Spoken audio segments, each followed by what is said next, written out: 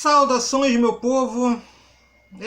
Continuamos com nada bem, mas vou falar hoje aqui de negociação, aquele tipo de negociação cala a boca, né? Que geralmente acontece depois que o time perde uma partida.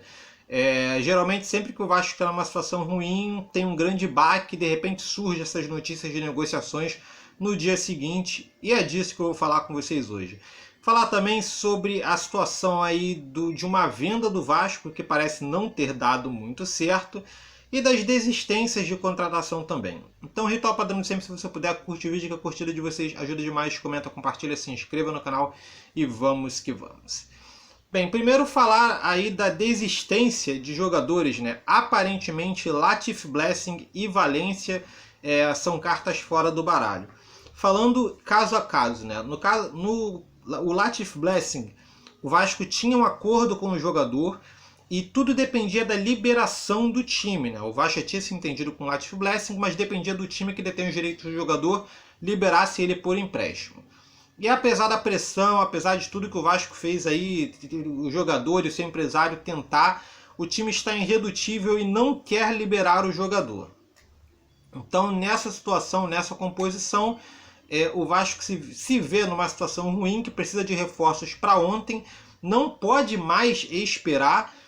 E aparentemente o Latif Blessing é carta fora do baralho, principalmente por causa das outras negociações que o Vasco está fazendo para posições parecidas com que ele ia exercer no clube. É isso, cara. Eu não sei se é uma pena ou não, eu não tinha tanta esperança no futebol do Latif Blessing, mas é mais uma daquelas negociações furadas, onde a gente perde muito tempo e não chega a lugar nenhum. E o mesmo vale para o Valência. Caso um pouco diferente, o Valência tinha aí a situação ainda de acordo para acontecer, lance de contrato, salário, tempo, tudo isso para ser ali resumido ainda em contrato, fora avaliação técnica, muitas coisas para decidir, não estavam conseguindo chegar a um denominador comum, o Vasco e o Valência, e meio que a negociação esfriou. E aí vai essa situação que eu estou falando para vocês de jogadores que estão sendo cogitados para posições que iam entrar o Latif Blessing e o Valência. Pelo Vasco que está correndo atrás desses outros jogadores, acredito que tanto o Latif Blessing quanto o Valência estão praticamente descartados se essas negociações acontecerem. É uma pena, mas é isso. Bem, sobre o Natan, queria falar um pouco sobre o Natan, né? Lateral direito da base, um bom lateral, tanto ele quanto o Riquelme eram laterais que eu queria ver subindo, que eu queria ver no profissional. Ainda não vimos o Riquelme, que ainda está aqui, e o Natan saiu do time sem sequer estrear pelo profissional. Foi vendido para um time de Portugal e aparentemente o dinheiro não pingou. O Vasco está esperando cerca de 1.200.000, algo em torno disso. E até o presente momento nada. E podemos estar aí tendo indício de calote. Será que o Vasco vai tomar um calotão? Será que o Campelo vai tomar uma volta? O Campelo, não esperava isso de você, hein? Enfim, eu acho que é uma pena, é uma situação solúvel, é só os portugueses pagarem o que foi combinado. Espero que o Vasco não tome um voltão e tenha que ficar brigando na justiça pelos direitos do Natan. E eu estou torcendo para que tenha o melhor desfecho possível, né? Porque estavam contando com esse dinheiro. Nós temos folhas a pagar, tanto de funcionários quanto de jogadores, e qualquer dinheiro que entra ajuda, né? Acho uma pena pelo Natan, que nós nem sequer vimos estrear no profissional, mas é isso, né? O futebol tem dessas coisas e é torcer para que a negociação seja finalizada da melhor forma para o Vasco. É isso. Bem, agora finalmente falar aí das contratações, né? Das possíveis contratações. O Vasco está cogitando aí reforçar o seu lado direito, que é visto como um dos lados mais problemáticos aí do Vasco. O lado esquerdo para mim também não é lá essas coisas, eu queria confessar isso para vocês. Mas, por enquanto, o foco é no lado direito. E a primeira situação, que hoje é uma das mais complicadas para a torcida aí do Vasco, é a lateral direita, que está amaldiçoada. Ninguém que entra dá certo. O Pikachu estava lá, não conseguiu render. O Vink não tinha muita esperança nele, né? Mas entrou em algumas partidas. O Caio Tenório fez um jogo bom, mas também foi um dos personagens da derrota para o Corinthians. Então a situação na lateral direita não está acontecendo. E o Vasco está tentando aí trazer um lateral experiente.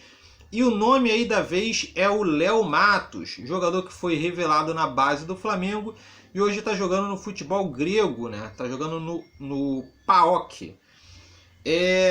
Cara, eu não sei, né, cara? Eu não sei nada sobre o jogador, não sei como ele joga, não sei a situação. Vi alguns números dele, números bons até, números que dá pra como é que pode dizer?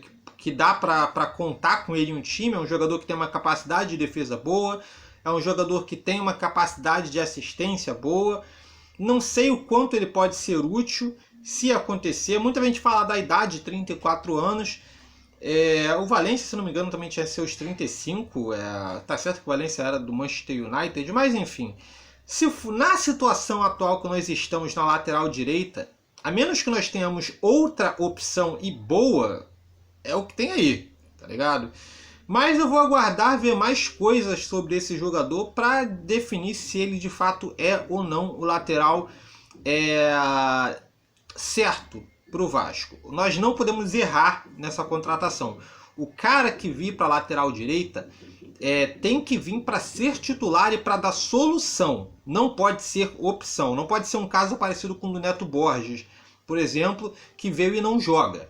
O cara que vier para a lateral direita tem que vir e ser o cara dali. Espero que a negociação com ele seja para isso, que ele seja o cara. Bem, e agora também falando de jogador para o ataque, né? Temos aí o atacante aí colombiano, rapaz, umas notícias assim esquisitas, né? O Gustavo Torres é o nome da vez, é o atacante aí, é o cara que pode dar mobilidade a esse ataque pelo lado direito. É um jogador driblador, é um jogador que sabe fazer gols, é um jogador que tem boas assistências. Hoje, um dos nossos maiores problemas são as alas. O Thales Magno não está jogando bem na esquerda e ninguém está rendendo na direita. Então precisamos de um jogador que possa ser útil ali, tanto em velocidade quanto em drible e assistências, para que não sobrecarregue tanto Benítez e Cano. Bem, eu tive aqui o contato do Detetives Vascaínos, que até postou no Twitter dele. Ele falou com o Juan Davi Pérez Ortiz, que é o presidente do Atlético Nacional da Colômbia, sobre a possibilidade do atacante Gustavo Torres chegar ao Vasco por empréstimo, né? Então, o cara desconversou, basicamente, disse que está aberto ao mercado brasileiro e que assim que tiver uma notícia concreta referente à negociação, ele dará uma posição oficial. Ou seja, nem disse que sim, nem disse que não. Estou contando que o Vasco traga um atacante que possa ajudar o Germancano e o Benítez, porque os dois andam muito sobrecarregados. E eu estou torcendo muito para que, não sei se esse é o jogador certo, mas para que pelo menos seja um jogador que possa ajudar o time. Bem, em base a isso, eu gostaria de saber a opinião de vocês sobre esses jogadores. Tanto o Léo, lateral direito, quanto o Gustavo Torres, o atacante. O que vocês acham desses jogadores? Você acha que pode dar certo? Você acha que não? Sobre a situação do Natan aí, que o Vasco pode levar a uma volta. Vocês acham que a diretoria moscou? Você acha que é uma situação normal do futebol? Vocês queriam que o Natan tivesse jogado no futebol profissional, na lateral direita? E sobre as desistências também, Latif Blessing e Valência, que foram os nomes especulados por algum tempo aqui no Vasco e vão acabar não vindo. Gostaria de saber a opinião de vocês sobre todos esses jogadores. Comenta aqui embaixo, deixa seu comentário, ok? Basicamente é isso. Se você gostou e não está no canal, se inscreve, curte o vídeo para dar uma moral para o canal. E é isso aí. Beleza? Então valeu, falou e até mais.